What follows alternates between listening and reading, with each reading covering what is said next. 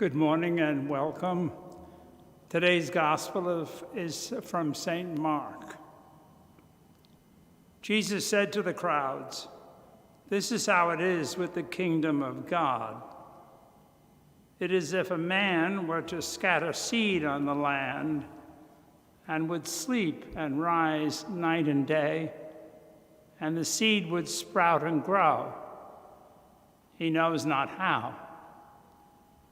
Of its own accord, the land yields fruit, first the blade, then the ear, then the full grain in the ear. And when the grain is ripe, he wields the sickle at once, for the harvest has come." Jesus said, "To what shall we compare the kingdom of God? Or what parable can we use for it? It is like a mustard seed that when it is sown in the ground is the smallest of all the seeds on the earth. But once it is sown, it springs up and becomes the largest of plants and puts forth large branches, so that the birds of the sky can dwell in its shade."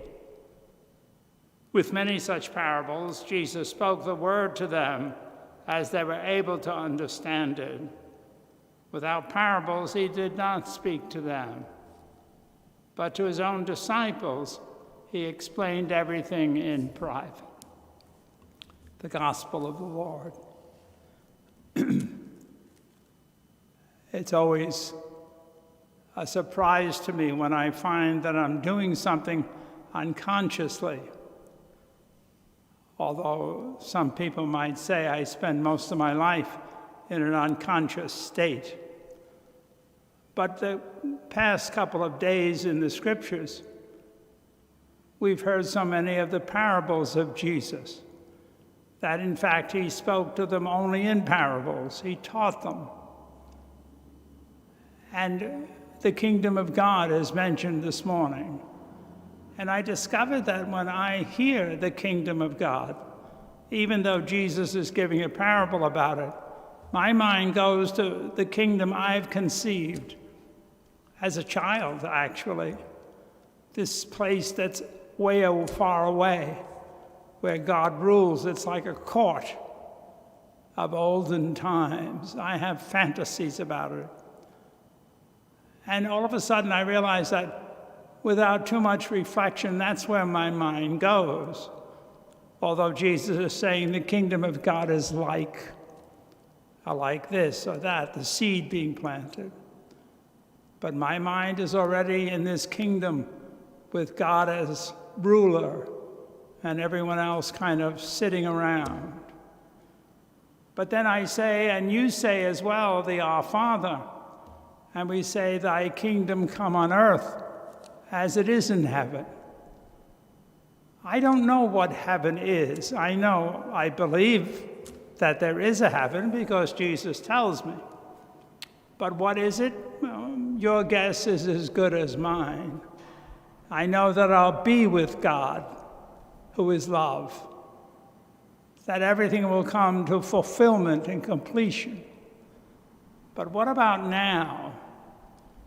Some people would say that the kingdom of God is actually our life passing us each day. That which we're going through today, whatever we're going to experience, whatever we have experienced is God's kingdom, for God is here in everything.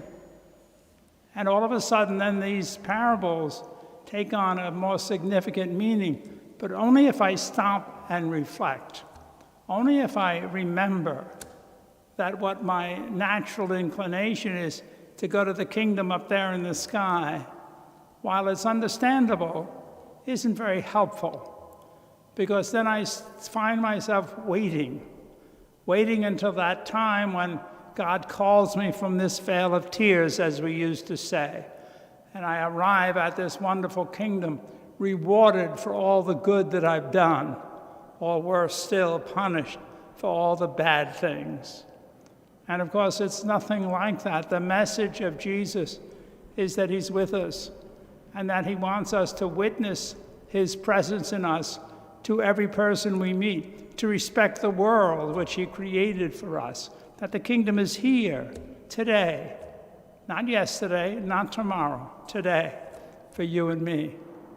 We will meet people, we will be challenged, but we don't really have any hope of remembering God's presence or honoring it and witnessing to it unless we remember, unless we take a moment, which is what Jesus was asking his people when he says, the kingdom of God is like this. You know, you're experiencing the planting of seeds. You experience the tree growing and the birds in it. If you take time to look, you'll see that God is there, that there's some order. I may not understand it. I may not even agree with it on a given day. I would be tempted to tell God that maybe it should be a little different.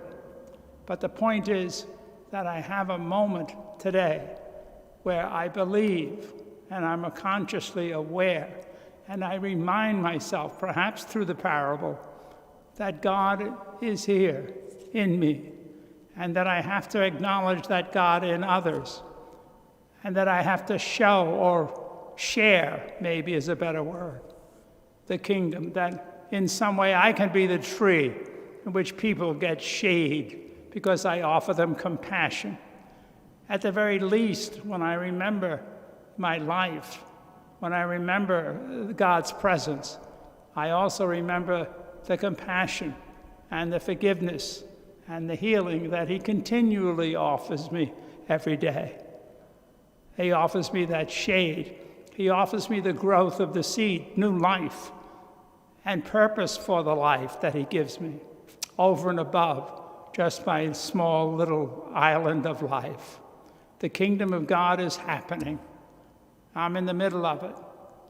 I want to witness to what I believe, that God is in me. I want to do that primarily in my relationship with others. But also I want to occasionally take time to remember the gift of creation. This morning, it's cold out. It's really cold. And I thought my first reaction getting ready to come over to the church was, I'd give anything not have to go out in that cold. But it reminds me I'm alive, whether I like it or not, that I don't have control. This is extraordinary. There's a beauty in the freezing cold because it's so clear. And if I take a moment and reprocess my experience, I wind up remembering God, the Creator. It's as simple as that. And then open to God's presence. Let him lead me and try to respond as generously as I can, to share the gifts that are mine as freely as I receive them. I hope your day is safe. Continue to pray for one another. God bless.